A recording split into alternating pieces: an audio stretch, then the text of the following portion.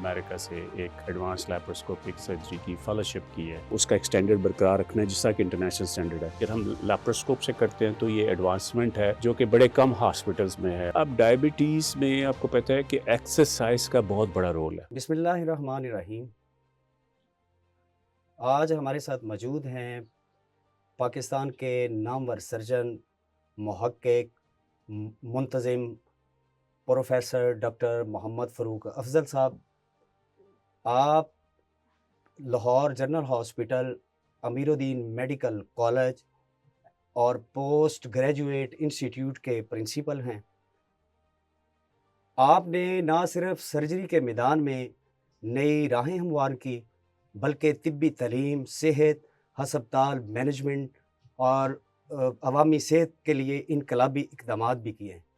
Operation theatres کا قیام ہو یا ذیابیطس کے مریضوں کے لیے ایروبک کلاسز کی ابتدا، اور اس کے علاوہ جنرل ہاسپٹل کے لیے آپ نے جو اقدامات کیے ہیں وہ طریق ساز ہیں۔ میرے ساتھ موجود ہیں، میں ان کو خوش آمدید کہتا ہوں۔ پروفیسر صاحب، آپ کی آمد کا بہت شکریہ۔ تھینک یو، بہت شکریہ آپ کا انویٹیشن۔ آج ہم جو ہے پروفیسر صاحب کی زندگی، خدمات اور ان کے ویژن پر بات کریں گے۔ ڈاکٹر صاحب، سب سے پہلے آپ کے بچپن اور تعلیم کے ابتدائی سفر کے بارے میں جاننا چاہیں گے۔ آپ نے سرجری کو کیوں بطور کیریئر منتخب کی؟ بہت شکریہ، سب سے پہلے تو مجھے انوائٹ کرنے کا بڑی مہربانی۔ میرے والد سول سروس سے تھے اور آزاد کشمیر سے ان کا تعلق تھا، بلکہ مقبوضہ کشمیر سے، اور اس لیے میری جو اسکولنگ ہے وہ مختلف جگہوں پہ ہوئی ہے۔ زیادہ تر اسکولنگ میری ایف جی پبلک اسکول میں ہوئی ہے اور تقریباً ہم نے پنجاب کے سارے اضلاع ہی دیکھے ہیں۔ میں نے میٹرک جو تھا وہ F G public school Gujranwala Cantt سے کیا۔ اس کے بعد میں نے گورنمنٹ کالج لاہور میں داخلہ لیا، ایف ایس سی میں نے وہاں سے کیے، اور 1990 میں نے پنجاب میڈیکل کالج فیصل آباد سے اپنا M B B S complete کیا۔ اس کے بعد پھر میں نے کچھ عرصہ پاکستان میں ٹریننگ کی ہے۔ میں نے پاکستان سے ایف سی پی ایس کیا جو کہ فیلوشپ ہے سرجری میں، اور پھر مجھے موقع ملا باہر جانے کا تو میں نے یو کے سے ایف آر سی ایس کیا، اور پھر مجھے امریکہ جانے کا موقع ملا تو میں نے امریکہ سے ایک ایڈوانس لیپروسکوپک سرجری کی فیلوشپ کی ہے، اور اس کے علاوہ میں نے کچھ عرصہ کنگ سعود یونیورسٹی سعودی عربیہ میں بھی گزارا۔ تو اس طرح یہ میرا ایک پروفیشنل سفر ہے۔ سرجن میں اس لیے انتخاب کیا ہے کہ میرے والد چونکہ سول سروس سے تھے تو مجھے سول سروس میں بہت زیادہ کوئی اٹریکشن محسوس نہیں ہوتی تھی، اور میرا 6ٹھی 7ویں میں ہی جانوروں کی ڈائسیکشن کرنا اور ان کے ساتھ مطلب مجھے بایولوجی سے کہتے ہیں ان کا جاننے کا بڑا شوق تھا۔ پھر ایک زندگی میں ایسی چینج آئی، میرے چھوٹے بھائی کو ہارٹ کا کوئی اس طرح کا ایشو ہوا کہ آئی تھاٹ کہ مجھے کاش میں سرجن ہوتا اور میں پھر اس کو ٹریٹ کرتا۔ تو وہ میری ایک بیسک ڈیزائر تھی کہ میرا چھوٹا بھائی بیمار ہوا اور اس کا چونکہ ہارٹ کا مسئلہ تھا اور میں ایک ہارٹ کا سرجن بننا چاہتا تھا، تو یہاں یہ میری بیسک ڈرائیو تھی جس کو میں نے الحمدللہ پرسو کیا۔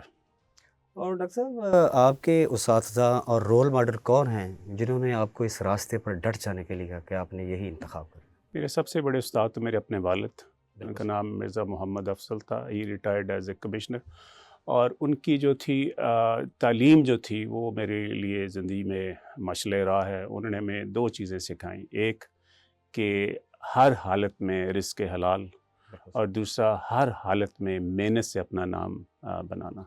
تو الحمدللہ وہی ہم نے موٹو فالو کیا ہے۔ گورنمنٹ کالج لاہور میں اس سے پہلے ایف جی پبلک اسکول میں جو میرے پرنسپل تھے سر اشرف، آئی تھنک انہوں نے میری لائف کو بہت امپیکٹ کیا ڈسپلن وائز۔ پھر گورنمنٹ کالج لاہور میں بھی کچھ اساتذہ اکرام تھے جن سے میں نے بڑا سیکھا۔ پنجاب میڈیکل کالج میں میرے جو پرنسپل تھے وہ بعد میں پرنسپل بنے، پروفیسر زاہد ہاشمی اور پروفیسر عرفان مرزا، ان کا میری لائف کے اوپر بہت امپیکٹ ہے۔ پھر later on professor Asif Baig Mirza, professor Zafar Ullah Chaudhry جو کہ کالج آف فزیشین سرجنز کے پریزیڈنٹ بھی رہے ہیں 10-12 سال، اور یہ وہ لوگ ہیں، پروفیسر اقبال احمد خان اور پروفیسر خواجہ عظیم، ارشد چیمہ، یہ ایسے لوگ ہیں جنہوں نے میری لائف کو بہت امپیکٹ کیا۔ پھر باہر جانے میں میں خوش قسمت تھا کہ کچھ لوگ جیسے ایک ہمارے سعودی عربیہ میں چیف کنسلٹنٹ تھے پروفیسر نامی، اس طرح ڈیس وانسٹرم اور ایما پیٹرسن اور کچھ ایسے نام ہیں. آپ جس مقام پہ پہنچتے ہیں وہ ایسے نہیں پہنچتے، کافی سارے لوگ آپ کو ہیلپ کرتے ہیں، تو میں ان ساروں کا مشکور ہوں اللہ کے بات. بالکل بڑی بات.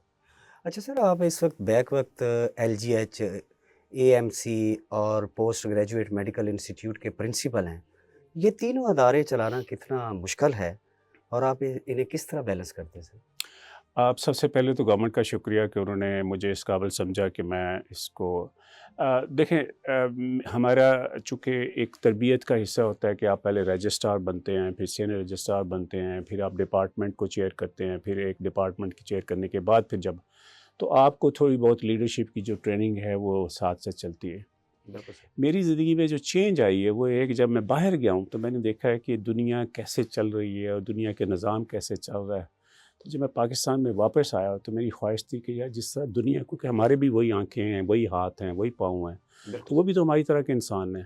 تو اگر وہاں پہ کچھ چیزیں وہ کچھ لوگ کر سکتے تو ہم کیوں نہیں کر سکتے؟ بالکل سر. تو اس لحاظ سے میں ہر ایک انسٹیٹیوشن جیسے پی جی ایم آئی، وہاں پہ پوسٹ گریجویٹ میڈیکل ایجوکیشن ہے، تو میرا ٹاسک ہے کہ اچھا میں نے پوسٹ گریجویٹ میڈیکل ایجوکیشن کو کیسے اس کا ایک اسٹینڈرڈ برقرار رکھنا ہے جس طرح کہ انٹرنیشنل اسٹینڈرڈ ہے. اسی طرح امیر الدین میڈیکل کالج ہے، تو میں نے دیکھنا ہے کہ انڈر گریجویٹ میڈیکل کالج جو ہے پاکستان کے پنجاب کے، اس میں سے امیر الدین میڈیکل کالج کیسے ٹاپ پہ رہ سکتا ہے. ہاسپٹل ہمارا 1250 بیڈڈ ہاسپٹل ہے، لیکن اس پہ انتہائی رش ہے. مثلا کوئی 1.5 لاکھ بندہ جو ہے ہر مہینے ہاسپٹل میں آتا جاتا ہے. اور آپ کو پتہ ہے کہ جب آپ مفت تعلیم اور مفت علاج کا کہتے ہیں تو مفت سمجھ کے کافی سارا وہاں پہ برڈن بھی ہے. اس طرح جب اتنے ڈھیر سارے لوگ آتے ہیں تو رش ہوتا ہے، صفائی کا نظام بھی ہے، ریسورسز دنیا بھر میں ایسی کسی کے پاس خزانہ نہیں ہے کہ وہ ہر ایک کو اس کو پرووائڈ کرے. تو وہ چیلنجز ہیں کہ ہمیں جو موجودہ بجٹ ہے اس کے تحت ہم نے کیسے گزارا کرنا ہے اور ہم نے ایکسٹرا ریسورسز کیسے جنریٹ کرنا ہے. تو الحمدللہ اس کی وجہ سے مجھے یہ ہے کہ چونکہ میں ایک ٹیم پرسن ہوں، میں نے الحمدللہ ایک ٹیم ڈیولپ کر لی ہوئی ہے چھوٹے سے عرصے میں، تو اس کی وجہ سے ان معاملات کو چلانا اب اتنا بڑا چیلنج نہیں لگتا. سر، سرجری ڈپارٹمنٹ کی قیادت کرتے ہوئے آپ نے تدریس اور ریسرچ میں کون سی نئی جہتیں جو ہیں وہ متعارف کروائی؟ دیکھیں، ہم نے سب سے پہلے جب پاکستان میں آئے ہم نے 2 کام کیے ہیں. ایک تو میرے پاس ایک امریکن ٹریننگ تھی بیریاٹرک سے ویٹ لاس کی، یعنی کہ موٹے بندے ان کو پتلا کرنے کی سرجری اور لیپروسکوپ سے. اس کے لیے آپ کو ایکسٹینسو اسکل چاہیے. ہم نے یہ کیا ہے کہ پبلک ہاسپٹل میں یہ فیسلٹی کسی جگہ نہیں تھی، تو ہم نے سب سے پہلے اس کو انٹروڈیوس کرایا. اور اس کے بعد ہم نے کینسر کی سرجریز لیپروسکوپک کرنی شروع کی. پہلے تو چیرا پیٹ لمبا ایک کٹ لگتا ہے اور اس کے بعد، لیکن ہم لیپروسکوپ سے کرتے ہیں تو یہ ایڈوانسمنٹ ہے جو کہ بڑے کم ہاسپٹلز میں ہے. ہو سکتا ہے شوکت خانم یا آغا خان وغیرہ کے ہاسپٹلز میں وہ زیادہ پائی جاتی. اور اس کے باوجود اس کے ساتھ پھر ہم نے ٹراما جو ہمارا میجر کلر ہے، اس ٹراما کے اندر ہم نے پاکستان میں خاص کر لاہور جنرل ہاسپٹل میں ہم نے انشور کیا ہوا ہے کہ جو ہمارے ڈاکٹرز ہیں وہ ٹراما میں پراپرلی ٹرینڈ ہوں. تو اس لیے ہم ہر سال 2 یا 3 دفعہ ان کی ورکشاپس بھی کرتے ہیں، انڈر گریجویٹس کی بھی اور پوسٹ گریجویٹس کی بھی. بالکل صحیح. سر، جیسے آپ نے طبی اصلاحات اور عوامی خدمت کی بات کی کہ آپ نے ماشاءاللہ جنرل ہاسپٹل میں ایک اچھا اقدام کیے ہیں، تو سر لاہور جنرل ہسپتال کی ایمرجنسی شعبے میں جدید آپریشن تھیٹرز کا قیام ایک سنگ میل ہے جو آپ کے آنے کی وجہ سے ماشاءاللہ ہوا. اس کا پس منظر اور عملی فائدے کیا ہیں وہ سر ذرا بتائیں. دیکھیں، یہ جو اس وقت ہماری ایمرجنسی ہے لاہور جنرل ہاسپٹل کی، وہ تقریباً 255 بیڈڈ ہے اور یہ تقریباً ٹاپ موسٹ سب سے بڑی ایمرجنسی سمجھی جاتی ہے. ہو سکتا ہے میں ہاسپٹل اور اس کا آلموسٹ برابر ہو یا ایک دوسرا ہو. اتنی بڑی ایمرجنسیز میں جہاں پہ ہمارا 4 سے 5 ہزار پیشنٹس کا ڈیلی کا ان پٹ ہے، اس کو مینج کرنا ایک کافی بڑا چیلنج ہے.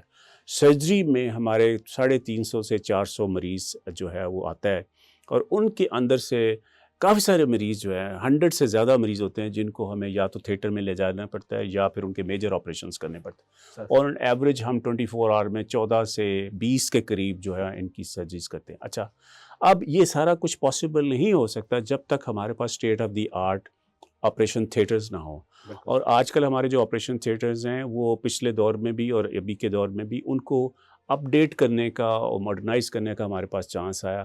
تو ایک تو ان کی بلڈنگ انفراسٹرکچر ہے، دوسرا ہے ہمارے پاس اکوپمنٹ. تو الحمدللہ ہم نے فلنتھراپسٹ سے مل کے، کچھ انسان دوست لوگ ہیں جو کہ اس معاشرے میں اویلیبل ہے، ان سے مل کے ہم نے جدید لیپروسکوپس کا انتظام کیا ہے. اور لیپروسکوپک سرجری ایسی ہے کہ ایک پیشنٹ جو ہے بڑے سے کٹ سے بچ جاتا ہے اور اس کی ریکوری بڑی کوئک ہوتی ہے. جو کہ 10 دن سٹے کرنا تھا اب وہ 1 یا 2 دن سٹے کرتا ہے. تو اس سے ہاسپٹل کو اور مریض دونوں کو ہی بڑا ایڈوانٹیج ہے. بالکل سر. اچھا سر، ایک آپ نے اور بھی بڑا اچھا کام کیا کہ پاکستان میں پہلی بار جو ہے وہ ذیابیطس کے مریضوں کے لیے جو ایروبک کلاسز کا آغاز کیا ہے، وہ اس کے بارے میں سر جاننا چاہتا ہوں کہ اس سے مریضوں کی زندگیوں میں کیا تبدیلی آئے گی؟ دیکھیں جو ڈائبٹیز ہے وہ ایک کمپلیکس ڈیزیز ہے. چونکہ میں اوبیسٹی کو بھی ڈیل کرتا ہوں اور کافی سارے اوبیس لوگ جو ہیں وہ ڈائبیٹکس بھی ہوتے ہیں. سر. اچھا، اب ڈائبٹیز میں آپ کو پتہ ہے کہ ایکسرسائز کا بہت بڑا رول ہے. سر. ایکسرسائز انسولین کی طرح کام کرتی ہے. ٹھیک ہے، جب آپ واک کرتے ہیں، ایکسرسائز کرتے ہیں تو ہماری بلڈ شوگر، اس لیے وہ کہتے ہیں کہ ایون اگر آپ 2 منٹ کے بعد بھی، کھانے کے 2 منٹ کے تک بھی واک کریں تو اس کا بھی آپ کو ایڈوانٹیج ہے. تو 10 سے 15 منٹ کھانے کے بعد جو واک ہے اس کا. اچھا، اب ہم نے یہ کہا ہے کہ کافی سارے لوگوں کے پاس اس طرح کے اکوپمنٹ بھی نہیں ہوتے اور وہ افورڈ نہیں کر پاتے. تو لاہور جنرل ہاسپٹل میں ہمارا جو فزیکو تھراپیز ڈپارٹمنٹ ہے انہوں نے بھی اپنی مدد آپ کے تحت کچھ مشینوں کا انتظام کیا. سر. اور دوسرا، جب ہم گروپ میں ایکسرسائز کرتے ہیں تو اس میں موٹیویشن زیادہ ہوتی ہے اور اس کا مریض کی نہ صرف صحت پہ بلکہ ذہنی صحت پہ بھی اس کا بہت افیکٹ ہے. بالکل سر. صحیح. اچھا سر، آپ نے میڈیکل ایجوکیشن کو زندگی اور امید کا ذریعہ قرار دیا. ذرا وضاحت فرمائیے کہ آج کے میڈیکل اسٹوڈنٹس کو کس طرح تیار کرنا چاہیے؟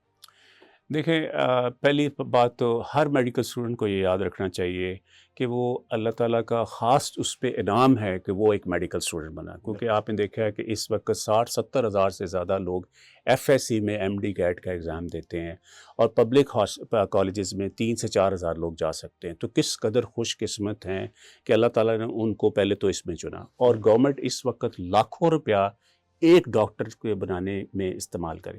تو جب آپ کے اوپر اتنی بڑی انویسٹمنٹ ہے سوسائٹی کی، قوم کی، تو پھر آپ کا فرض بنتا ہے، ہر میڈیکل اسٹوڈنٹ کا فرض بنتا ہے کہ اس موقع سے فائدہ اٹھائے اور ایک معاشرے کے لیے مفید، کمپیٹنٹ اور ہائیلی پروفیشنل ڈاکٹر بنے. اور یہی ہے، اور وہ کیسے اچیو ہو سکتا ہے؟ محنت، لگن اور خلوص کے ساتھ. بالکل سر. جیسے سر آپ نے بات بھی کی ہے اسٹوڈنٹس کے حوالے سے، ان کو ایڈوائس بھی کیا ہے، تو سر کیمپس اور تربیتی جو پروگرام سے طلبات کی شخصیت سازی اور پروفیشنلزم پر، یعنی اس کے بارے میں بھی بتائیں کہ وہ کیسے اپنے آپ کو موٹیویٹ کریں. جی، ہم نے اس دفعہ ایک گرینڈ راؤنڈ کا سلسلہ سٹارٹ کیا ہوا ہے جس میں جو ہمارے رول ماڈلز ہیں، سینئر ڈاکٹرز ہیں جن کا بڑے نام ہیں، ان کو ہم انوائٹ کرتے ہیں، ان کو بچوں کے ساتھ انٹریکٹ کرنے کا موقع دیتے ہیں. بچے ان سے سیکھتے ہیں، نہ صرف ان کی باتوں سے بلکہ ان کے ایکشن سے اور ان کی پوری لائف سے. تو اس طرح بجائے کہ وہ کوئی اور کو فالو کرے، ان کو پتہ ہونا چاہیے کہ یہ وہ رول ماڈل ہیں جس کی طرح ان کو بیہیو کرنا ہے. تو میرے نزدیک پروفیشنلزم بہت امپورٹنٹ چیز ہے. اور اس وقت معاشرے میں میڈیکل جو ڈاکٹرز ہیں ان کی جو ریپوٹیشن ہے وہ تھوڑی سی پرابلم میں آئی ہوئی ہے. اور اس کا بہترین علاج یہی ہے کہ ہم اپنے بچوں کی میڈیکل پروفیشنلزم میں بہتر ٹریننگ کریں.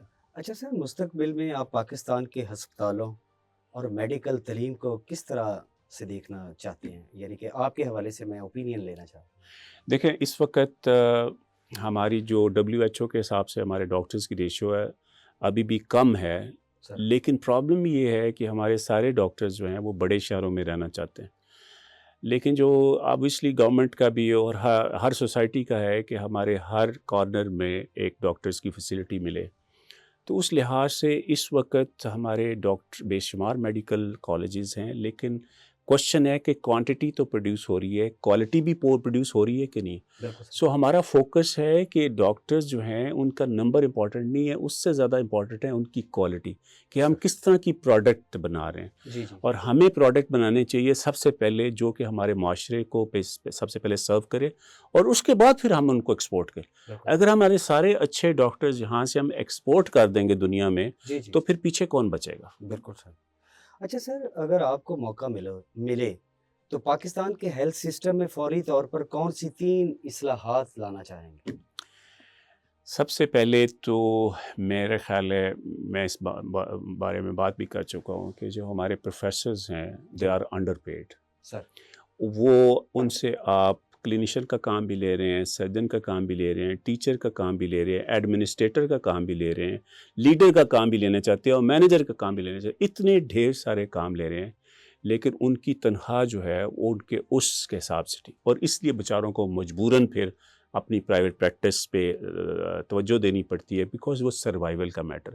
سو پہلے تو گورنمنٹ کو، جس طرح گورنمنٹ نے سیکریٹریٹ میں ایگزیکٹو الاؤنسز ہیں، تو ان کو ہمارے ڈاکٹرز کی تنخواہ بڑھانی چاہیے، at least teaching allowance start کرنا چاہیے. بالکل.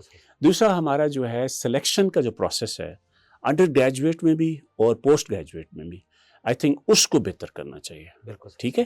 اور تیسرا ہمارے جو ٹریننگ پروگرامز ہیں، ہمارے ٹریننگ پروگرامز جو ہیں ان کو، چونکہ وہ تربیت گاہ ہیں، تو وہ جو ٹریننگ پروگرامز ہیں ان کو ہمارے ماڈرن نیڈس کے حساب سے ہمیں اس طرح فیشن کرنا چاہیے تاکہ ہم پروفیشنلی کمپیٹنٹ ڈاکٹرز پیدا کر سکیں. بالکل سر. اچھا سر، اتنی بڑی ذمہ داریاں نبھانے کے باوجود آپ اپنی زندگی اور پروفیشنل مصروفیات میں توازن کیسے قائم رکھتے ہیں؟ ہاں، یہ ایک مشکل سوال ہے، لیکن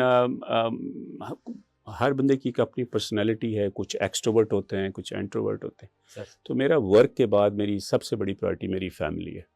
سو میں اپنے بچوں کے ساتھ ہی، میں ان کے ساتھ کرکٹ بھی کھیل لیتا ہوں، اور جو تھوڑا بہت ٹائم ہو پھر میں اپنی کتابیں پڑھنے کا مجھے شوق ہے. تو میرے بس یہ یا میوزک سن لیا یا بچوں کے ساتھ، میری کوئی ایکسٹرا سوشل لائف جو ہے وہ بڑی کم. حالانکہ میں میٹنگز میں جاتا ہوں جہاں پہ اکیڈیمک پریزنٹیشن ہو، سارا کچھ وہاں پہ شرکت کرتا ہوں، لیکن میں کوئی بہت زیادہ سوشل لائف، تو اس طرح میں بیلنس کرنے کی کوشش کرتا ہوں کہ اگر میرا وقت ورک پہ زیادہ لگ رہا ہے تو وہ میں اس کو اپنی فیملی کے ساتھ، کیونکہ میرے نزدیک family is your first priority. بالکل سر. اچھا سر، نوجوان ڈاکٹر اور سرجن کے لیے آپ کا بنیادی کوئی پیغام ہے تو وہ ذرا.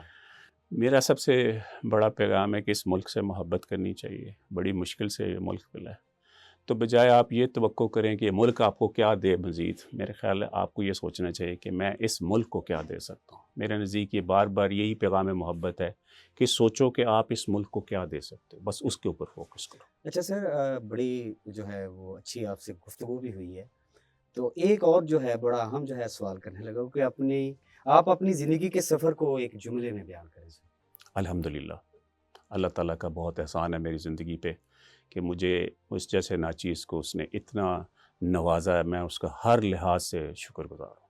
اور سر، جیسے کہ آپ نے بتایا کہ آپ کے بھائی جو ہے وہ جب بیمار ہوئے تو پھر آپ نے سوچا کہ میں نے ڈاکٹر بننا ہے، تو پھر اللہ تعالیٰ نے آپ کے خواب کو شرمندہ تعبیر بھی کیا. تو سر، اگر جو ہے آپ دیکھ رہے ہیں کہ موجودہ صورتحال میں حالات جو ہیں وہ ڈاکٹرز کو سپورٹ کر رہے ہیں کہ وہ اگر اس فیلڈ میں ہیں تو وہ کامیاب ہیں. میرے نزدیک ڈاکٹر اور خاص کر یہ جو پڑھائی لکھائی ہے، پڑھانا لکھانا، یہ انبیاء کے پیشے ہیں، اور میں اگر 2 دفعہ 3 دفعہ 4 دفعہ بھی دوبارہ پیدا ہوں تو میں یہی پیشہ اختیار کروں گا. میرے نزدیک اس سے مقدس پیشہ یہ نہ صرف پیشہ ہے بلکہ عبادت بھی ہے. تو اللہ تعالیٰ، ٹھیک ہے کچھ لوگ 5 وقت نماز پڑھ رہے ہیں، میرے نزدیک اگر میں 5 گھنٹے مریض کے ساتھ لگا ہوں اور مریض کی خدمت کر رہا ہوں یا بچوں کو پڑھا رہا ہوں تو میرے نزدیک یہ بہت بڑی عبادت ہے. سر، آپ کی آمد کا بہت شکریہ.